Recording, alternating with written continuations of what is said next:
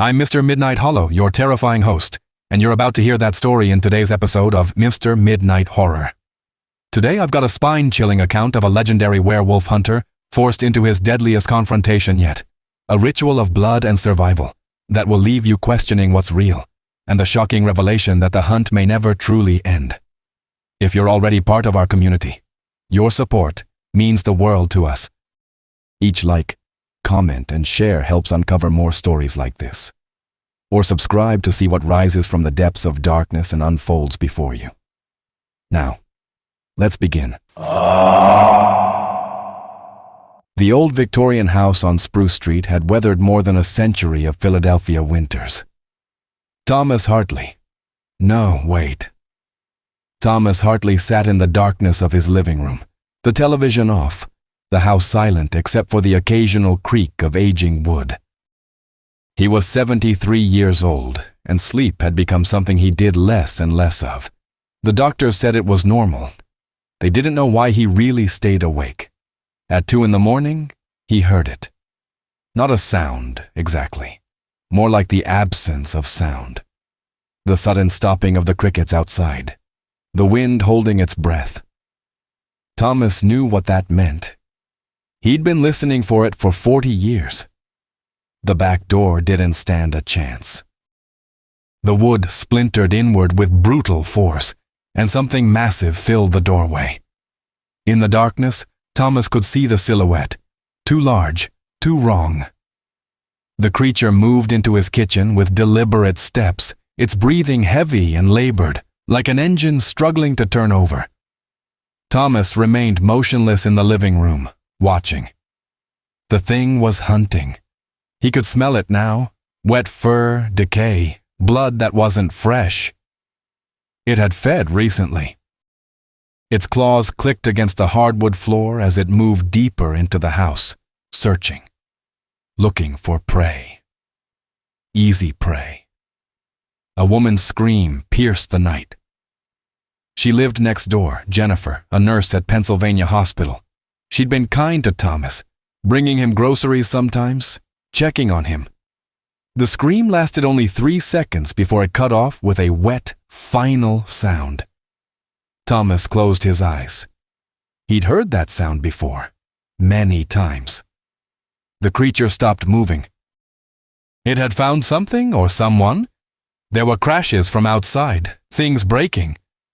Then another scream, this one male, younger. Jennifer's son, probably. The boy was home from college. The killing sounds came next. Thomas had learned long ago not to describe them in detail, even to himself. But he heard the wet impacts, the desperate thrashing, the final silence. 2 dead in less than a minute. Satisfied, the creature turned its attention back to the street, back toward the Victorian house on Spruce, back toward Thomas. It came through the living room doorway with confidence, predatory. It had already fed, but there was still hunger in its movements.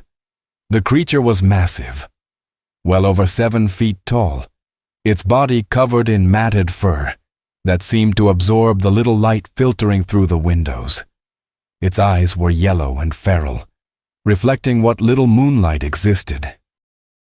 When it saw Thomas sitting calmly in his armchair, it stopped. For a moment, neither moved. The creature's head tilted, confused. Easy prey didn't sit still. Easy prey ran or screamed or tried to fight. Easy prey didn't wait. "I've been expecting you," Thomas said quietly. His voice was steady, unafraid. The creature's lip curled back, revealing teeth that looked like yellowed daggers. It took a step forward, and that's when Thomas moved.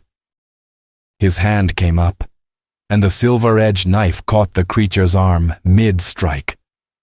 The werewolf, because that's what it was, what it had always been, shrieked, a sound like tearing metal, and pulled back.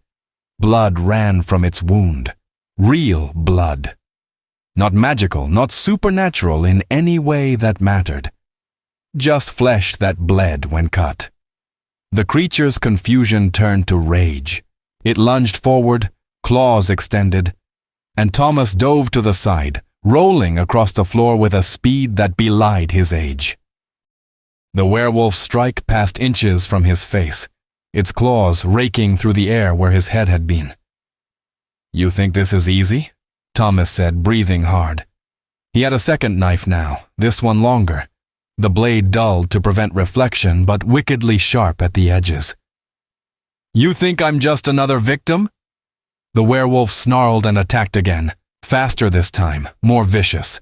Its claws tore through Thomas's shirt, drawing blood from his shoulder. The old man grunted but didn't cry out. He moved inside the creature's reach and drove the knife upward, finding the soft tissue beneath its ribs. The werewolf howled and threw him across the room. Thomas crashed through the coffee table, wood splintering beneath him. But he was already moving, rolling backward, coming up on his feet. His shoulder burned, and blood soaked his shirt, but his mind was clear. This was what he lived for. This was why he never slept. The creature advanced, bleeding from multiple wounds now, its movements becoming more erratic. It was wounded but still dangerous, more dangerous in fact, because the pain was making it careless. Then, from the doorway, a new voice cut through the darkness. "Step away from him." A younger man stood silhouetted in the entrance to the living room, pointing a gun directly at the werewolf's head. Behind him came two others, police officers from the sound of their radios, though they seemed uncertain what they were looking at. The werewolf's head snapped toward the new threat. For just a moment, its yellow eyes locked on the young man with the gun. Then it turned and fled, crashing through the front window in an explosion of glass and wood, disappearing into the Philadelphia night. Thomas stood slowly, breathing heavily, his shoulder throbbing. The young man with the gun lowered it slightly, his face pale. "Mr. Hartley," the man said, stepping forward. "Are you all right?" Thomas looked at him, at the police officers behind him, at the wreckage of his living room. Then he looked out the broken window, into the darkness where the creature had vanished. "It's not dead," Thomas said quietly. "And it knows I'm here now." Detective Michael Graves had seen a lot in his 15 years with the Philadelphia Police Department. He'd worked homicides, gang violence, and crimes that would make most people lose sleep for months. But nothing had prepared him for what he'd seen on Spruce Street that night. Two bodies in the neighboring house, torn apart in ways that didn't match any weapon he'd encountered. And an old man sitting calmly in his living room as if he'd just finished reading the newspaper. "Run me through this again," Graves said, standing across from Thomas Hartley in the kitchen. The paramedics had bandaged the old man's shoulder, but Thomas refused to go to the hospital. The uniformed officers stood nearby, uncertain and tense. "You heard a noise, and then what?" Thomas was making coffee. His hands were steady, but blood still stained his shirt cuffs. "I heard the break-in," Thomas said simply. "I came downstairs. It was already in my living room." "It? You mean the person who—" "It wasn't a person," Thomas interrupted. He poured coffee into a mug with the kind of deliberate care that suggested he needed the routine more than he needed caffeine. "Not anymore. Maybe it started out that way, but it's not human anymore." Graves exchanged a glance with Officer Donovan, one of the first responders. Donovan looked as confused as he felt. "Mr. Hartley, I need you to describe what attacked you. Height, build, distinguishing features. Large. Very large, covered in fur, yellow eyes, teeth like knives." Thomas turned to face him, and it was fast. Faster than anything you've ever seen. "Fur?" Graves kept his voice level, professional. This was either a mental health issue, or the old man was lying. "You're saying an animal attacked you?" "Not an animal. A person who becomes an animal. A werewolf, detective. That's what you're dealing with."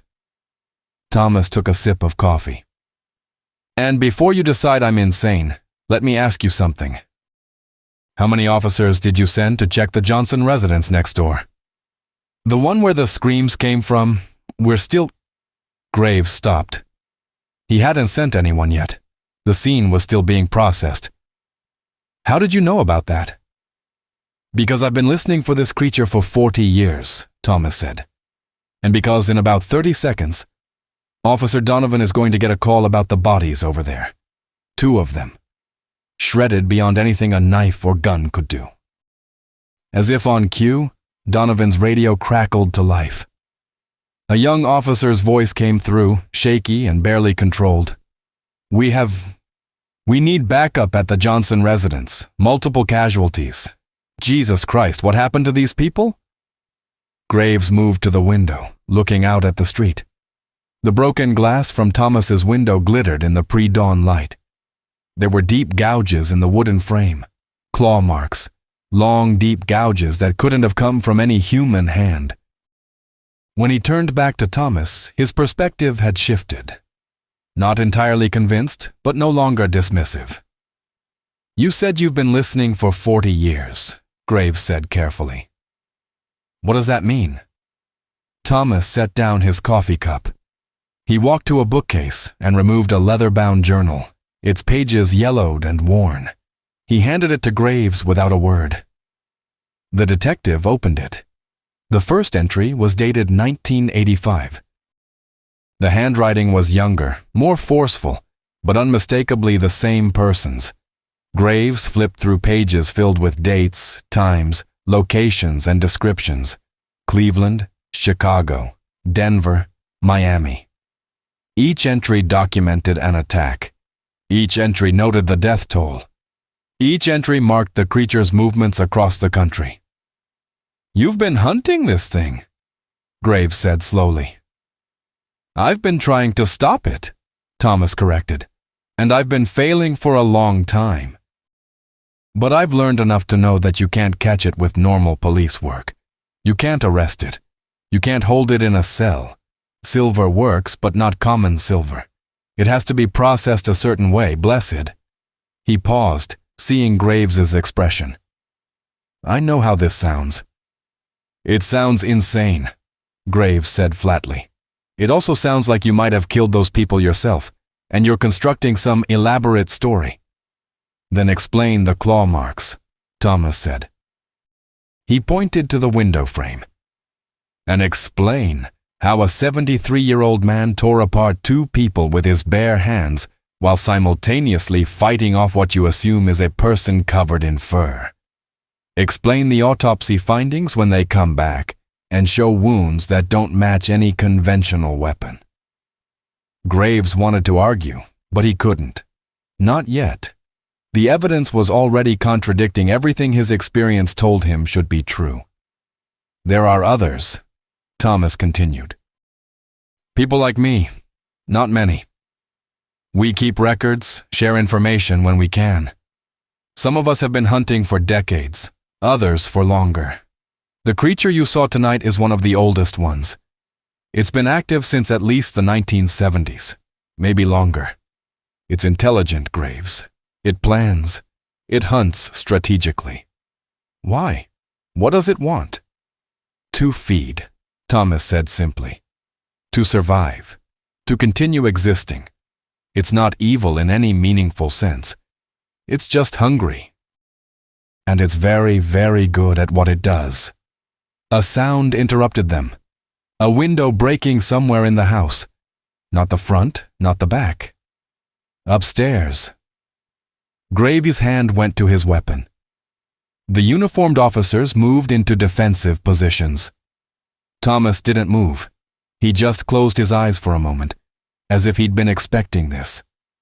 It's back, Thomas said quietly. And this time, it's not running. The creature's roar echoed through the old Victorian house, a sound that seemed to vibrate through the walls themselves. Plaster dust fell from the ceiling.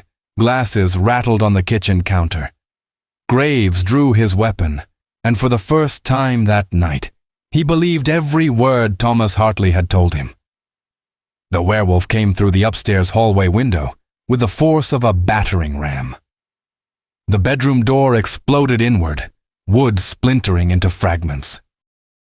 Thomas was already moving, grabbing Graves by the collar and pulling him toward the basement door off the kitchen. "Run," Thomas said. "Now." Officer Donovan didn't hesitate. He was already radioing for backup, his voice tight and controlled despite the chaos. The second uniformed officer, Rodriguez, drew his weapon and fired 3 shots up the stairwell. The bullets hit something solid, heard the creature's snarl of pain, but it didn't slow its descent. Thomas forced Graves down the basement stairs. The detective stumbled, nearly fell, caught himself on the railing. Behind them, the werewolf's claws scraped across the hardwood floor with a sound like metal on stone. Donovan came next, still talking into his radio, his weapon raised. Rodriguez was last, backing down the stairs while firing. The basement was old, built when the house was first constructed in the 1880s. Stone walls, dirt floor in some sections, exposed beam supports. Thomas grabbed a chain that hung from the ceiling and swung it, wrapping it around Rodriguez's arm to pull him the rest of the way down, just as the werewolf lunged. The creature's massive body filled the stairwell. Its shoulders scraped the wooden frame as it descended, too large to move through with any grace. This was both blessing and curse. It was trapped in the narrow space, but they were also cornered below it. "The far corner," Thomas said, pointing to the back of the basement. "There's a door. Go." "We're not leaving you here," Graves said, weapon raised. He fired twice at the creature's head. The bullet struck flesh, and the werewolf twisted, hissing with rage, but kept coming. "I'm not your priority," Thomas said. He was already moving to intercept the creature, a length of chain wrapped around his fist. "Your priority is staying alive. That's the only way we win." The werewolf hit the basement floor hard enough to crack the concrete. Its form was even more terrible in the dim light, filtering through the basement windows. Muscles corded like cables beneath matted fur. Claws extending from fingers that were too large, too wrong. Its face was a grotesque mixture of human and predator, the jaw extending forward into something almost lupine, the eyes still those predatory yellow. Thomas met it head-on, using the chain to deflect its first strike. The claws raked across the links with a sound like a bell tolling. He twisted, using his momentum and the creature's own force against it, trying to throw the thing off balance. Graves and Donovan had made it to the back door. Rodriguez was nearly there. Behind them came the sound of sirens, multiple units responding to the backup call. But it would take them 3 minutes to arrive. They had maybe 90 seconds before the werewolf broke through. The creature roared and drove Thomas backward. The old man was fast, dangerously so, but he was also bleeding badly from his shoulder wound, and the new injuries from the initial fight were slowing him. His breathing came in sharp gasps. "Go!" Thomas shouted at Graves. "Get them out of here!" The detective hesitated for only a moment. Then he grabbed Rodriguez and pulled him through the back door into the alley beyond. Donovan was already out, his weapon still trained on the basement entrance. The werewolf pressed its advantage, driving Thomas against the far wall. He used the stone behind him as leverage, kicking up with both feet and catching the creature in the chest. The werewolf skidded backward several feet, but it kept its feet. "You're slowing down," the creature said. Graves froze outside the door. The thing had spoken. Not roared or growled, but actually formed words in a distorted, snarling voice. "Getting old," the werewolf continued, pressing forward again. "That's the problem with hunters, Hartley. You're always getting old." Thomas didn't respond. He was focused entirely on survival, on the immediate moment, on the next breath and the next strike. The chain spun, connecting with the creature's arm, forcing it to adjust its angle of attack. "How many years?" the werewolf asked, almost conversational as it stalked forward. 30? 40? You've been following my trail for so long. And you still can't stop me. Just slowing you down, Thomas gasped. That's enough. Enough for what? The sound of the first gunshot echoed through the basement. Then another. Then 3 more in rapid succession. The werewolf shrieked and spun, distracted. More police were arriving, officers taking positions around the house. Thomas used that moment of distraction. He moved inside the creature's guard and drove a knife, shorter this time, wickedly sharp, into the werewolf's side. The blade went deep, past ribs, into something vital. The werewolf's shriek became something almost human.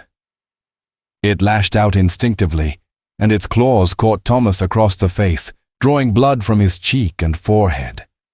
The old man went down hard. The wind knocked from his lungs. The creature burst through the basement door and into the alley, scattering the police officers who'd taken position there. Graves fired 3 shots, hitting the thing in the back and shoulder. It barely slowed. With a final, bone-chilling howl, it vaulted the fence separating the alley from the street beyond and disappeared into the maze of Philadelphia's pre-dawn streets. Graves rushed back into the basement, finding Thomas struggling to his feet. The old man's face was a mask of blood, his shirt in tatters. "We lost it?" Graves said, helping him up. "No," Thomas said, breathing hard. "We survived? That's different." He looked at the detective with eyes that had seen too much. "And now it's going to be angry. Now it's going to hunt us specifically. Now this becomes personal." "We'll catch it," Graves said. "We'll find it and—" "You won't catch it," Thomas interrupted, "but you can help me finish it, if you're willing to see this through. If you're willing to do things that will make you question everything you believe about the law."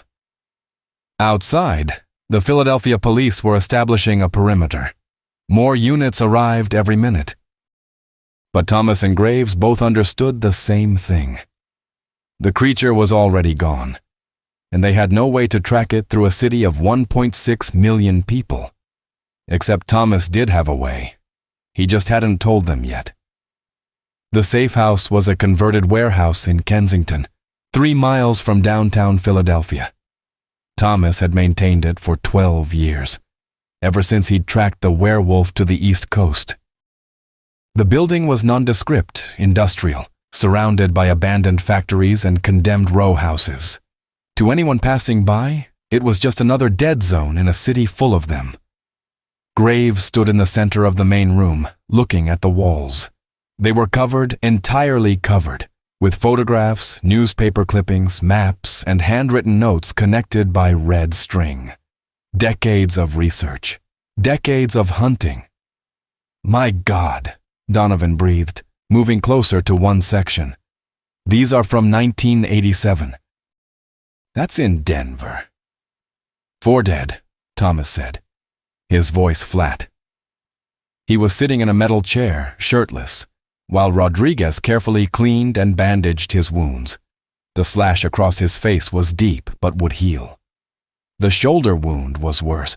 The creature's claws had gone through muscle. The police blamed a mountain lion. They killed 3 lions before the attack stopped, because it moved on, Graves said. It wasn't a question anymore. "Because I drove it out," Thomas corrected. "I didn't kill it. I've never been able to kill it. But I've managed to wound it enough to make it leave, to move to a new hunting ground where it would start over." "How many people?" Rodriguez asked quietly. Thomas was silent for a long moment. Then he gestured to the wall. "Count the articles. Count the deaths that don't make sense. Animal attacks, missing persons, murder cases that never got solved. That's the things trail across the country." Graves moved along the wall, his detective's eye cataloging the information. He saw deaths in Cleveland dating back to 1983, Chicago in 1986, multiple kills in each city, spread over months or years. Then the creature would disappear, reappear somewhere else. "What is it?" Graves asked. Where does it come from? I don't know, Thomas said. I've spent 40 years trying to find out, and I still don't know. It's old, older than any human should be. The oldest record I have is from 1972 in Texas.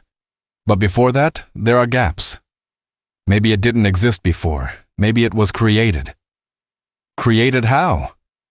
That's what I've been trying to figure out, Thomas said. He stood up slowly, wincing as the bandages pulled at his wounds. He walked to a specific section of the wall and pointed at an old newspaper clipping. The headline read, "Ritualistic Murder in Austin Stuns Police." 1971, Thomas continued.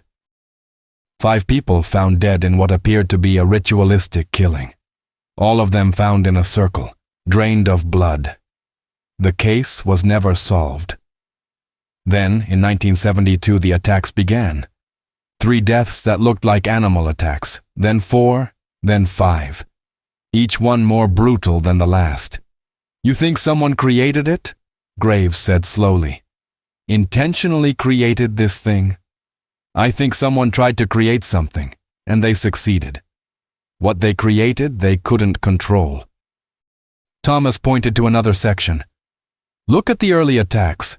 They're not random. They're not the behavior of a predator hunting to survive. There's a pattern. The creature targets specific people, people associated with the original ritual.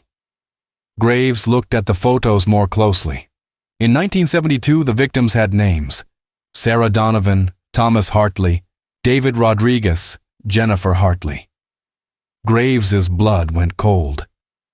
Hartley, he said. My wife. Thomas said quietly. Jennifer was my wife. She was one of the 5 who performed the ritual. She was the one who wanted to do it, who convinced the others. I wasn't part of it. I was working late that night. I came home to find her and 4 others dead, arranged in that circle. You performed a ritual to create this thing? Donovan said, his voice sharp. I didn't do anything, Thomas said. My wife and her friends thought they were creating something that would grant them power. Immortality, maybe. They were young and stupid, and convinced they understood ancient magic better than they actually did. He turned away from the wall. They succeeded in creating something, but not what they wanted. And it's been hunting the families of the people involved ever since? Rodriguez asked. Not families. It hunts the survivors. It hunts anyone connected to the ritual. Me? My wife died, but she was already part of the ritual. The others, the ones who survived, they died over the years. The last one was in 2009. A man named David Flores, living in Austin. The creature found him and killed him. So why are you still alive? Graves asked.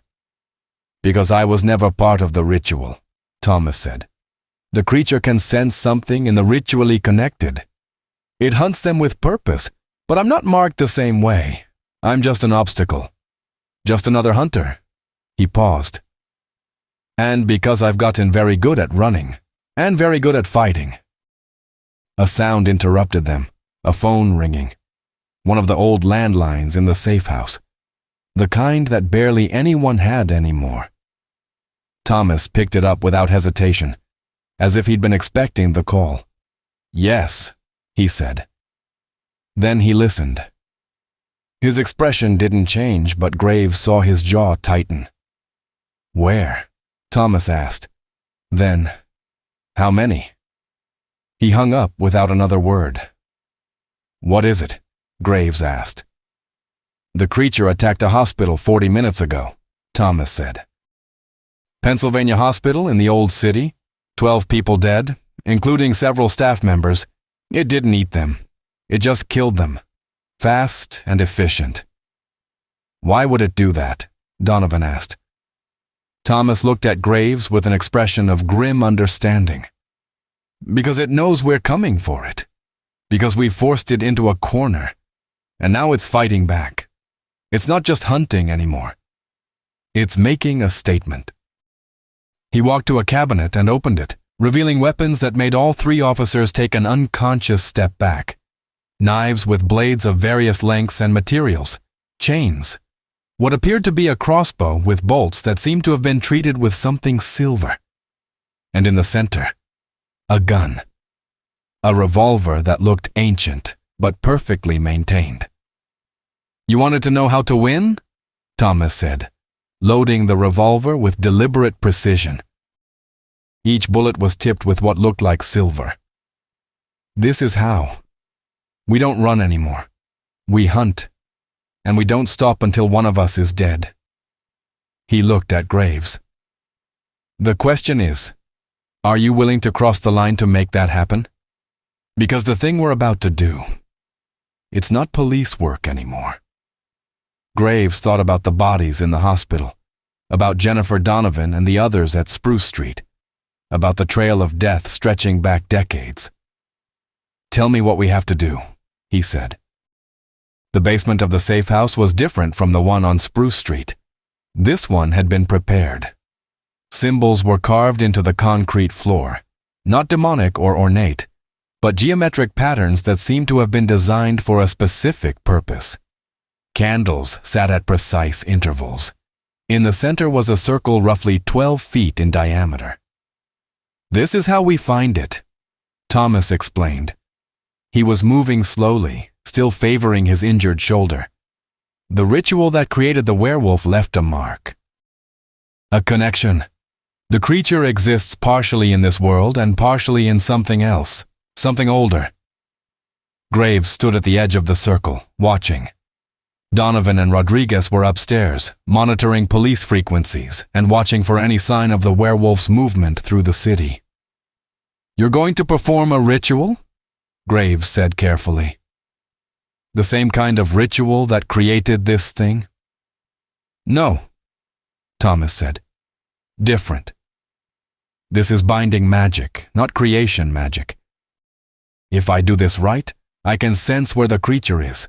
I can feel its location as if it were a beacon in the dark. And if you do it wrong, then I probably go insane or die," Thomas said matter-of-factly. "But we're running out of options. The creature killed 12 people today. It's escalating. It won't stop until it's killed every connection to the original ritual, and then it will simply continue hunting. It has to eat. It has to kill." Thomas moved to the center of the circle and began to chant. The words weren't in English. They weren't in any language Graves recognized. Latin, maybe, or something older. The detective found himself unable to look away, even as every rational part of his mind screamed that this was insane. The candles burned brighter. The air in the basement became cold, so cold that Graves could see his breath. Thomas's voice grew louder, more forceful, and the symbols carved into the concrete began to glow with a faint luminescence. Then Thomas screamed. It was a scream of pure agony, as if every nerve in his body was on fire. He fell to his knees, his body convulsing. Graves moved to help him, but something invisible pushed him backward, keeping him outside the circle's boundary. The symbols flared with light, blinding in their intensity. Graves shielded his eyes, and when he looked again, Thomas was lying on the concrete, breathing hard, blood streaming from his nose. "It's in Fishtown?" Thomas gasped. "The warehouse district, north of Front Street. It's hiding in an abandoned factory." "How do you know?" Graves asked, helping the old man sit up. "I felt it," Thomas said. He wiped blood from his face. "The connection. It's like feeling a fish on the other end of a line. I can sense it, know where it is. But the connection is fading. It won't last long." "Then we go now," Graves said. "Donovan, Rodriguez, we're moving." The two officers came downstairs quickly. When they saw Thomas's condition, the blood, the exhaustion, they exchanged worried glances, but neither questioned it. 20 minutes later, they were in unmarked police vehicles heading toward Fishtown. Graves had called in backup, but he'd been deliberately vague about the location and the situation.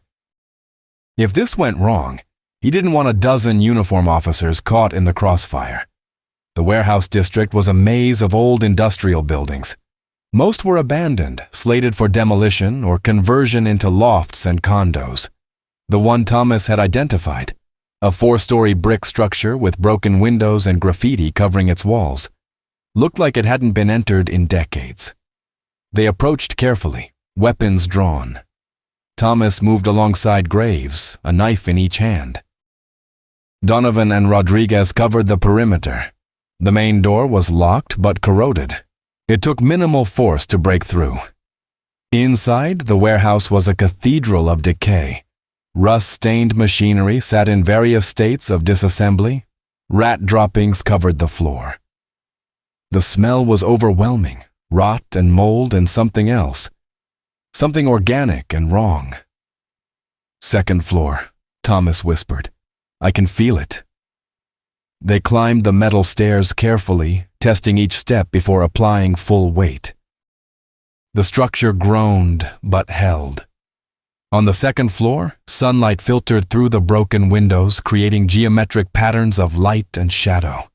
That's where they found the bodies. 5 of them, arranged in a deliberate pattern on the concrete. They were fresh. The killing had happened within the last few hours. 2 police officers by their uniforms. 3 civilians. Their injuries were catastrophic. Not the quick kills the werewolf usually delivered, but prolonged, methodical death. "It knew we were coming," Donovan said, his voice tight. "It left us a message." "It's playing with us," Graves realized. "This isn't just hunting anymore. This is—" The werewolf emerged from behind a rusted piece of machinery, moving with deliberate slowness. In the daylight, filtering through the windows, it looked even more monstrous than it had in darkness. Dried blood matted its fur. Its left side had a deep wound where Thomas's knife had struck the night before. The wound was infected, diseased, oozing something black and necrotic. "Hello, Hartley," the werewolf said. Its voice was clearer now, more controlled. The words came easier. "I was wondering when you would come." "It's been a long time," Thomas replied. He moved forward slowly, his knives at ready. "Since Austin, since David Flores." "Yes," the werewolf said. "I remember him. He screamed beautifully." "They always do, in the end." "Why?" Graves demanded. "Why kill them all? Why hunt the people connected to the ritual?" The werewolf's attention shifted to the detective, its yellow eyes fixed on him with an intensity that made Graves's skin crawl. "Because they created me," the creature said. "They pulled me from nothing into this form, this existence. They bound me to this world and then abandoned me. They thought they could control me, that I would serve them. But I serve nothing." The creature's lip curled back from its teeth. "I hunt them because they deserve to be hunted. I kill them because I must, and I will continue until every last one of them is dead, until every connection to that ritual is severed." "You're going to have to go through me to get to anyone else," Thomas said. The werewolf laughed, a sound like an avalanche, like stones falling into an abyss. "I know," it said. "That's why I'm going to kill you now, Hartley. No more running, no more games. Just you and me, and we end this." The creature lunged forward with terrifying speed. Thomas met it head-on, and the warehouse became an arena of violence. Steel flashed, blood sprayed across the concrete, and in that moment, as bullets began to fly from Graves's weapon, the detective understood that this fight wouldn't be won with guns or conventional weapons. This would be won by whoever wanted survival more, whoever was willing to bleed and break and keep fighting anyway. The question was, who would that be? The werewolf's claws raked across Thomas's ribs, and the old man felt something tear deep inside. He twisted away, but not fast enough. Blood soaked through his bandages. His breath came in short, sharp gasps. Detective Raymond Voss fired 3 more rounds. 2 hit the creature's back leg, and it howled, limping slightly but not slowing. Officer Patricia Donovan moved to flank the werewolf from the left, her weapon trained on its head. The creature ignored her, focused entirely on Thomas. "Run!" Thomas shouted at them. "Get out of here, now!" "Not happening," Voss said. He was moving toward the stairwell, trying to create a barrier between the werewolf and his team. "Donovan, get back to the vehicle. Call for all available units." "I'm not leaving you," Donovan said. She was young, 28, 3 years on the force, and she had that look in her eyes that said she didn't fully understand what she was facing yet. The werewolf would teach her. The creature lunged at Thomas again, and this time, the old man couldn't fully dodge.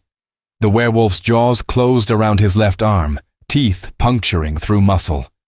Thomas screamed, a raw, genuine sound of agony, and drove his knife downward, the blade sinking into the creature's shoulder. The werewolf released him with a snarl, blood streaming from its mouth, but it had accomplished its goal. Thomas's arm was useless now, torn muscle and severed tendons leaving the limb hanging limp at his side. Voss moved quickly, grabbing Thomas and pulling him backward.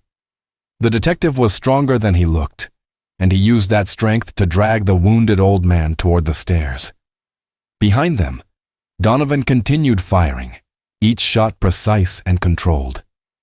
She was well trained, the kind of officer who would normally have a long career ahead of her. She would never get that career. The werewolf spun with impossible speed and charged toward her.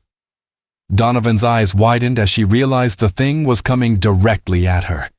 She fired 3 more times, point-blank range, hitting the creature square in the chest. The bullets penetrated, but the werewolf didn't even slow. It hit her like a truck, and she flew backward, her weapon clattering across the floor. She hit the machinery with bone-breaking force, and Voss heard something snap inside her body. The scream that came from her throat was high-pitched and desperate, the sound of someone experiencing pain beyond their capacity to process it. "Donovan!" Voss shouted. He was at the stairs now, supporting Thomas's full weight. Behind them, the werewolf was tearing into the young officer with methodical brutality. She was still screaming, but the screams were growing weaker, more fragmented. "Don't look," Thomas gasped. "Don't think about it. Just move." They descended the stairs as fast as Thomas's injuries would allow. Officer David Keller was waiting in the lobby of the warehouse, his weapon drawn. He'd stayed behind to provide an exit route, and his face went pale when he saw them. "Donovan?" he asked. "Dead," Voss said flatly. "Move, now." They burst through the warehouse doors into the afternoon light. The unmarked vehicles were parked 50 yards away. Keller covered their retreat, firing twice at the werewolf as it appeared in the warehouse entrance. The bullets missed, but they bought enough time for Voss to get Thomas into the back seat of the first vehicle. Voss was driving before the doors were fully closed.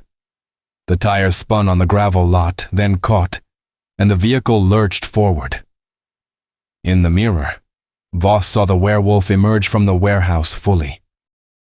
It watched them drive away, unmoving, as if confident in its ability to find them again, because it would find them again.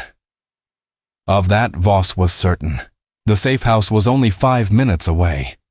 Voss drove with controlled speed, not too fast, which would draw attention, but steady and direct. Beside him, Keller was on the radio, reporting an officer down and a situation with a large animal. Command was in chaos, unsure how to proceed. When they arrived at the warehouse in Kensington, Voss practically carried Thomas inside. The old man's left arm was a disaster. The wound was already showing signs of infection, the flesh around it darkening to an unhealthy purple. "We need a hospital," Keller said. "He needs surgery. That arm is going to get gangrene if we don't." "No hospital," Thomas said. His voice was weak but firm. "If we go to a hospital, it will find us. It can track us." It will kill everyone there. Then what? Voss demanded. You're bleeding to death. Your arm is destroyed. What's the plan here, Hartley? How do we win if you're dead? Thomas looked at the detective with eyes that had aged a decade in the past 12 hours. We don't win, Thomas said quietly.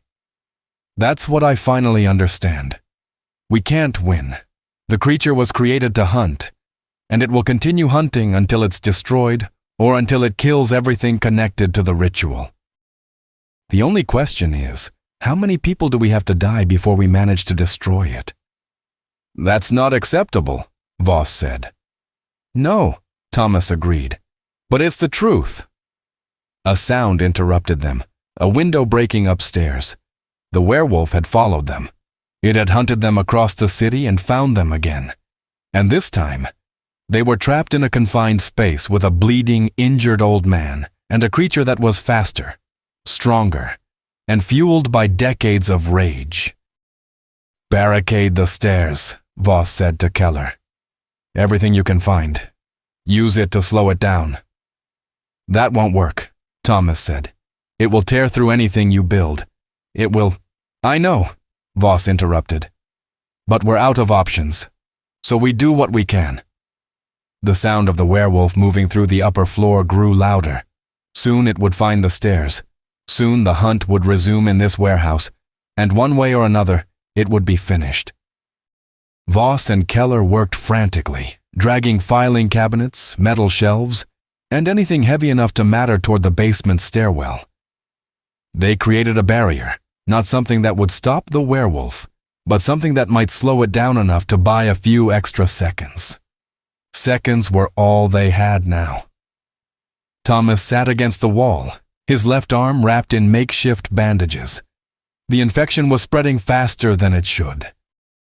His skin had taken on a grayish tone, and his breathing was becoming shallow. He was dying, and everyone in the room knew it. There's something you need to know, Thomas said quietly. Voss was taping a knife to a wooden handle, creating a makeshift spear. The ritual that created the werewolf, it was designed to create something immortal. Something that couldn't be killed by conventional means. We know, Voss said. Silver. We've established that silver works. No, silver slows it, Thomas corrected. But it doesn't kill it. I've been hunting this creature for 40 years, and I've never managed to kill it. I've wounded it. I've driven it away. But I've never delivered a killing blow. Then how do we kill it? Keller asked. He was checking his ammunition, reloading his magazines with practiced efficiency. There has to be a way. There's always a way. There is, Thomas said. But it requires understanding the ritual that created the werewolf. The 5 people who performed it bound the creature to this world through blood magic. The only way to unbind it, to make it mortal again, is to perform a counter-ritual. And that ritual requires...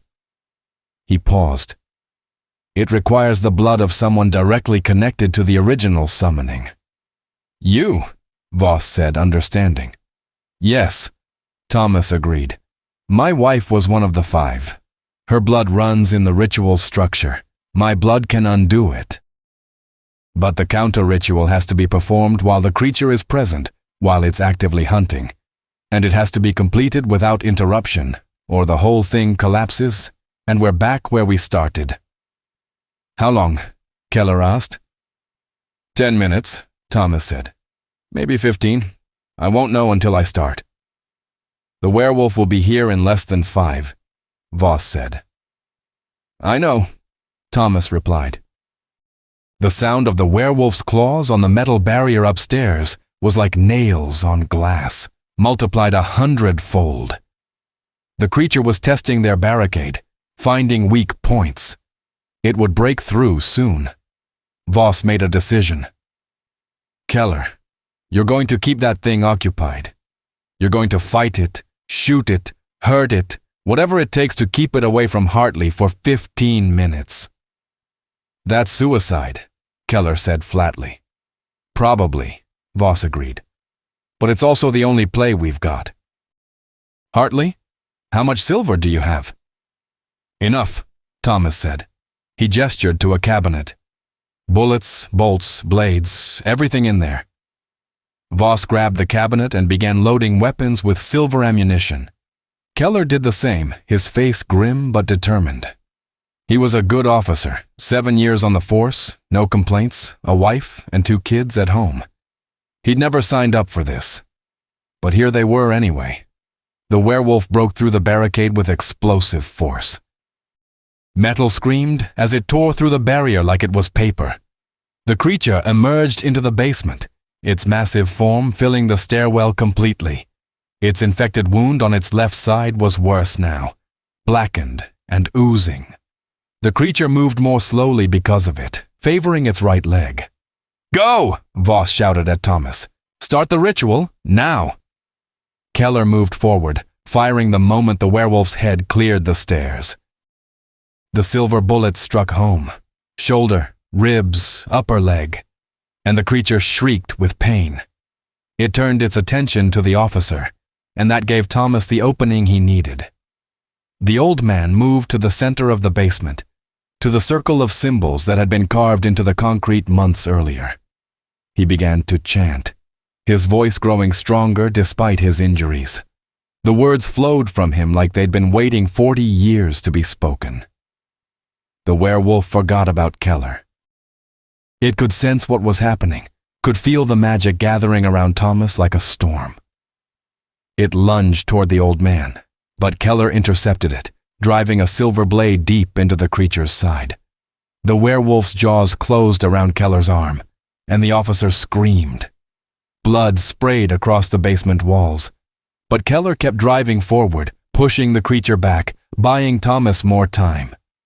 Thomas's chanting grew louder, more intense. The symbols on the floor began to glow. His blood, the blood of his wife, the blood connected to the original ritual, began to flow from his wounds, dripping onto the symbols, feeding them. The light grew brighter, more painful to look at directly. The werewolf realized what was happening. It threw Keller aside with brutal force. The officer's body hit the far wall and didn't move, and charged directly at Thomas. Voss stepped into its path. He was old, slower than the creature, but he had a gun and he knew how to use it. He fired 6 times, each shot finding its mark, each one filled with blessed silver. The werewolf slowed, blood streaming from multiple wounds. "Keep going," Voss shouted at Thomas. "Don't stop!" The creature knocked Voss aside. The detective flew backward, and Voss felt something crack inside him as he hit the concrete. His vision swam, but he could still see. He could still fight. Thomas was almost finished. His voice had taken on a quality that seemed to echo from somewhere else, somewhere deeper than just the basement of a warehouse. The symbols flared with blinding light, and the werewolf screamed, a sound of pure rage and agony combined.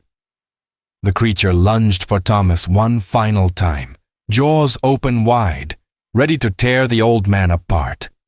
And then, the ritual completed. The werewolf's form convulsed, its body beginning to change. But not the transformation it was used to. This was different. This was unmaking. The werewolf's body began to tear itself apart from the inside out. The transformation that had kept it alive for decades was reversing, but not smoothly, not peacefully. The creature's form flickered between human and wolf, between flesh and something else entirely. It screamed, a sound that wasn't quite animal and wasn't quite human.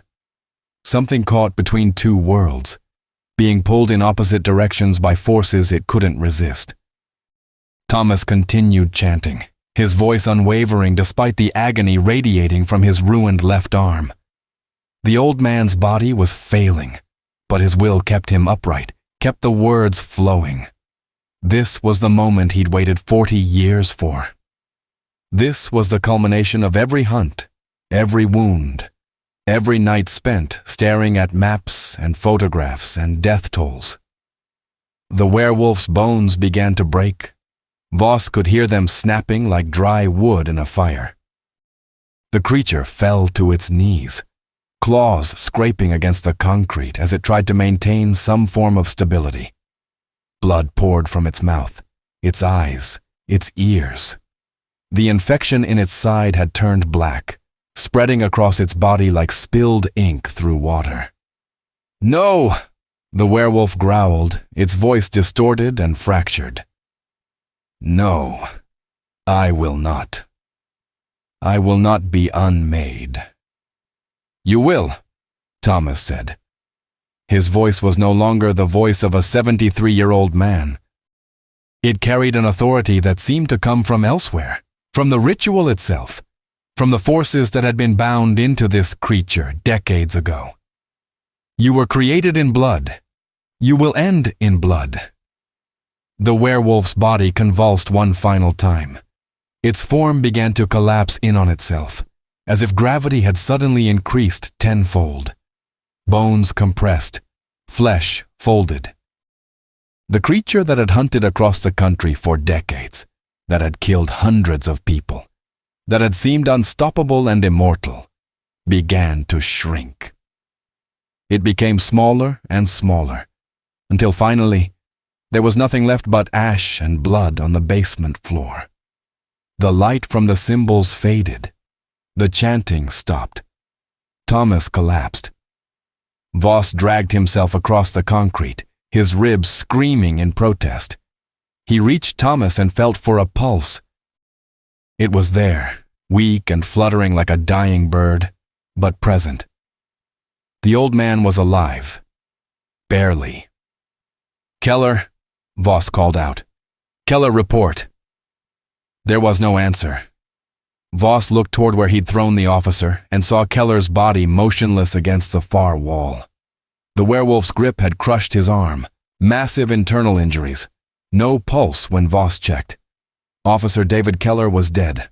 Voss sat back against the wall, breathing hard. His ribs felt wrong, and every breath sent lightning bolts of pain through his chest. He was pretty sure he had a punctured lung. Maybe two. He pulled out his phone with shaking hands. The signal was weak in the basement, but after 3 attempts, the call went through. "This is Detective Raymond Voss," he said into the phone. "Badge number 4721. I'm at the warehouse on Front Street in Kensington. I need medical units and backup. Officer down, multiple casualties." The dispatcher's voice crackled back. "Detective, we have multiple units responding to your location. ETA 4 minutes. Can you secure the area?" "The threat is eliminated," Voss said. He looked at the pile of ash that had once been a creature, something that shouldn't have existed. "The threat is gone."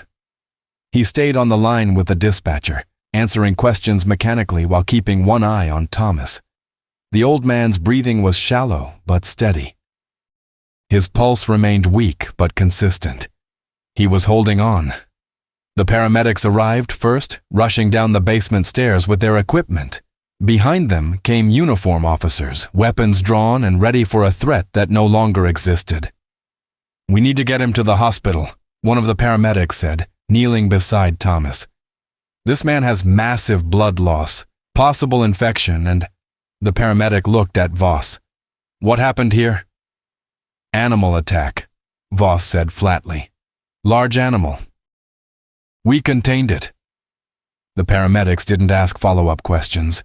They were focused on stabilizing Thomas and getting him into an ambulance. They also found Officer Keller's body and took over compressions, but Voss could see it in their faces. They knew he was gone. They'd been gone for several minutes already. Voss was being examined by a second set of paramedics when a higher-ranking officer arrived.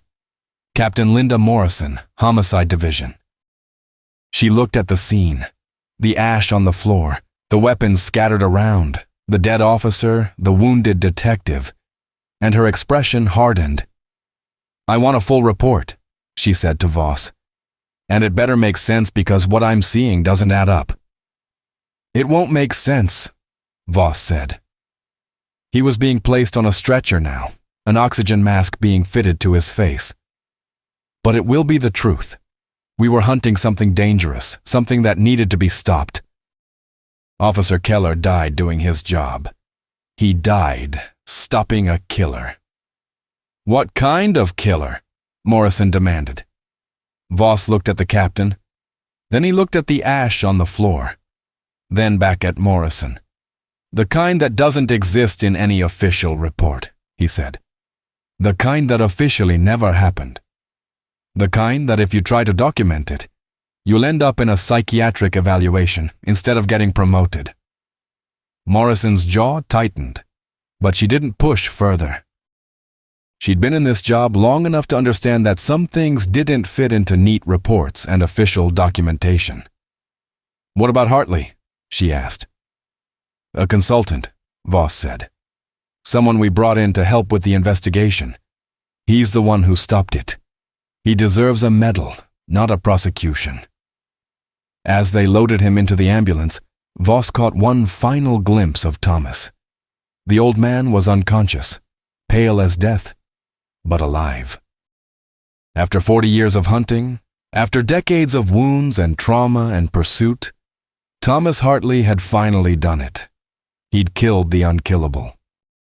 But as Voss closed his eyes in the ambulance, speeding through Philadelphia's streets toward Pennsylvania Hospital, he found himself wondering, what happens next?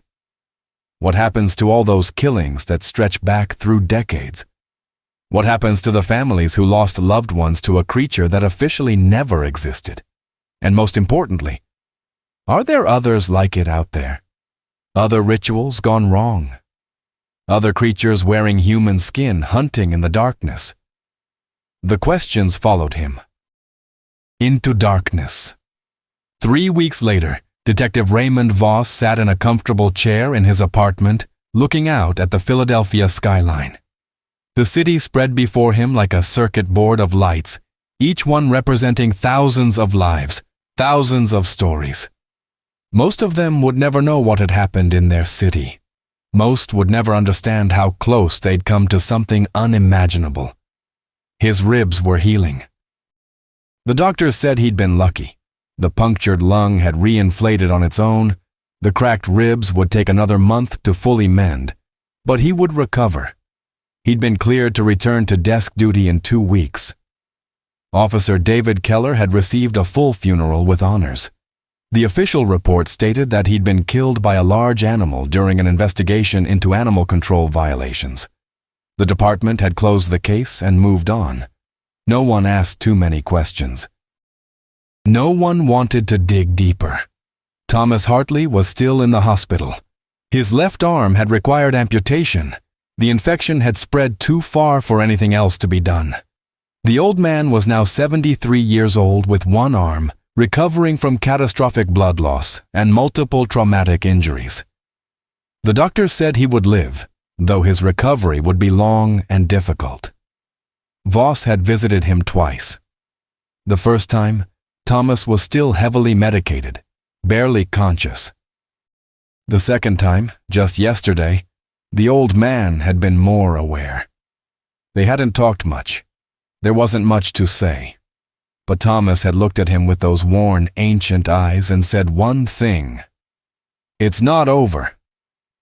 At first, Voss hadn't understood. The werewolf was dead. The ritual had been completed. What else could there be? Then Thomas had explained. The creature they'd killed had been one of 5 created by the original ritual in 1971. The ritual had been designed to create something that would grant its creators power. It had worked, but not as intended. The 5 people had created 5 separate entities, each one bound to a different location, each one carrying a fragment of the ritual's power.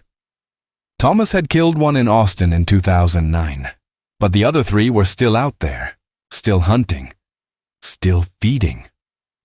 "I was following them," Thomas had said quietly from his hospital bed, "tracking them across the country.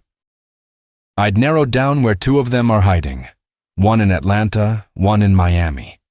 The 5th one, I haven't been able to locate it yet. It's hidden itself well. Voss had listened and felt the weight of it settling onto his shoulders like a physical thing. He'd wanted this to be over. He'd wanted the Philadelphia case to be the end of it. The creature dead, the hunter victorious, normal life resuming. But normal life didn't exist anymore. Not for him. Not now that he knew what was out there. His phone rang, pulling him from his thoughts. Unknown number. He answered anyway. "Detective Voss," a woman's voice said. She sounded professional, controlled, like someone used to operating outside normal channels. "My name is Margaret Ellsworth. I work for a private organization that handles situations similar to the one you recently encountered. Thomas Hartley has recommended you as someone who might be interested in joining our efforts." "I'm a police detective," Voss said carefully. "I don't work for private organizations." "You do now," Ellsworth replied. "Or at least you will once you put in your resignation. Because the Philadelphia Police Department will never let you investigate what needs to be investigated. They'll bury the real cases under official reports and administrative procedures. But we don't work that way." Voss was quiet for a long moment. He thought about Officer Keller's body. He thought about the 12 people killed at Pennsylvania Hospital. He thought about the trail of deaths stretching back decades, all of them officially unsolved, all of them marked down as animal attacks or gang violence or unsolved homicides. "Tell me more," he said finally. Ellsworth's voice took on a tone of grim satisfaction. "There are more creatures like the one you killed. More rituals, more hunters. We find them, we stop them. Sometimes we succeed, sometimes we don't. But we try. Always we try." "And if I refuse?" "Then you go back to your normal life," Ellsworth said. "You take your promotion, because there's going to be a promotion waiting for you. A consolation prize from a department that needs to keep you quiet. You move on. You forget. You pretend Philadelphia is just like every other city. But you'll never stop seeing that ash on the basement floor," Ellsworth continued. "You'll never stop hearing that werewolf screams. You'll be walking down the street one day, and you'll see something that doesn't quite fit, something that's wrong in a way you can't quite explain. And you'll know there's something out there that you could have stopped." Voss looked out at the city again. Somewhere out there in Atlanta or Miami or some place he hadn't even considered, there were other creatures, other hunts, other people dying while the world remained ignorant of what stalked them in the darkness. "When do I start?" he asked. "Tomorrow," Ellsworth said. "There's a package waiting for you at your apartment building. Instructions, background information, a list of contacts. Read through it tonight. Tomorrow morning, you'll drive to the airport and catch a flight to Atlanta. There's been a series of deaths there that match a pattern we've been tracking for 3 years. "What kind of creature?" "We're not entirely sure yet," Ellsworth said. "That's what you'll be going to find out. Consider it your first lesson in the real world, detective. Nothing is ever as simple as you think it is." The line went dead. Voss sat in his chair for a long time after that, processing. He'd spent 15 years as a homicide detective, investigating the worst that humanity could do to itself. He'd thought he understood darkness. He'd been wrong. There was darkness deeper than any murder, any gang violence, any human cruelty. There was darkness that wore fur and teeth, that hunted from the shadows, that had been killing for decades while the world never acknowledged it existed. And now, he was going to hunt it. Voss stood up, his ribs protesting the movement but holding. He walked to his window and looked out at Philadelphia one last time as a normal detective. Tomorrow he would become something else, something more, something necessary. Downstairs, the package was waiting. Inside would be files and names and locations and all the proof he needed that the world was far stranger and far more dangerous than most people could ever imagine. In a hospital bed across the city, Thomas Hartley was looking at maps of Atlanta and Miami, his remaining hand tracing lines and marking locations. The hunt continued. It would always continue, because somewhere in the darkness, the creatures kept hunting, kept feeding, kept taking lives while the world slept. And now, there would be someone to hunt them back. The war between hunter and hunted had just begun a new chapter, and Philadelphia would never know how close it had come to being consumed. Thomas Hartley's 40-year battle against the werewolf is a chilling testament to survival and sacrifice, where the line between hunter and hunted becomes dangerously blurred. The creature may be dead, but its legacy of death stretches across decades, and the hunt for others like it has only just begun. Like this video if you felt the terror of that final confrontation. Comment below. Do you think Thomas survived? Or did the darkness claim him in ways we'll never understand? Share it with someone who needs to know that legendary hunters are real, and they're still protecting us from horrors we can't even imagine. And if you're ready to venture deeper into the unknown, subscribe to Mimster Midnight Horror and activate the notification bell. That way, you'll be among the first to discover what other darkness awaits in the shadows. Stay vigilant, stay safe. We'll see you in the darkness.